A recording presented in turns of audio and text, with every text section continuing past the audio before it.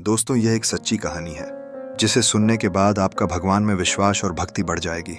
इस कहानी को अंत तक देखें। उत्तर प्रदेश के दूरदराज क्षेत्र में बसा कुंवरपुर गांव एक हसीन दृश्य के साथ साथ एक भयावह सच्चाई का सामना कर रहा था। हरियाली, लहराती फसलें और मिट्टी की खुशबू भले ही स्वर्गिक अनुभव कराते हों, लेकिन पिछले कुछ वर्षों से गांव में एक काली छाया पनप गई थी। शाम होते ही डर के मारे लोग अपने घरों में कैद हो जाते थे, जैसे एक अनजानी शक्ति उन्हें आतंकित कर रही हो। गांव के पास के बाग में वर्षों पूर्व एक तांत्रिक ने काले जादू से एक शक्तिशाली आत्मा को बांधने की कोशिश की थी, लेकिन वह प्रयास विफल हो गया और उस आत्मा ने गांव की गलियों, तालाब और पेड़ों में भटकना शुरू कर दिया।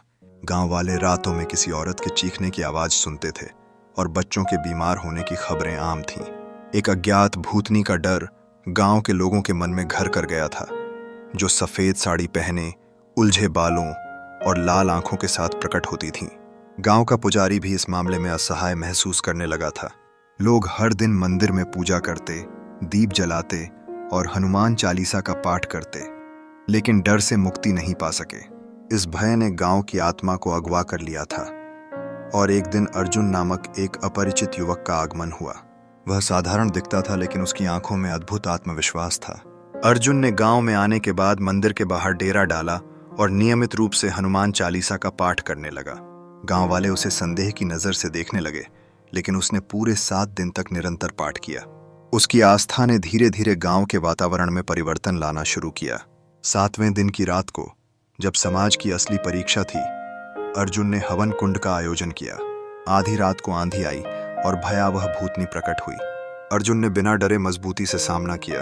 उसने भूतनी के प्रति जय बजरंग बली एक नारा लगाया, जिससे हवन कुंड की आग भड़क उठी।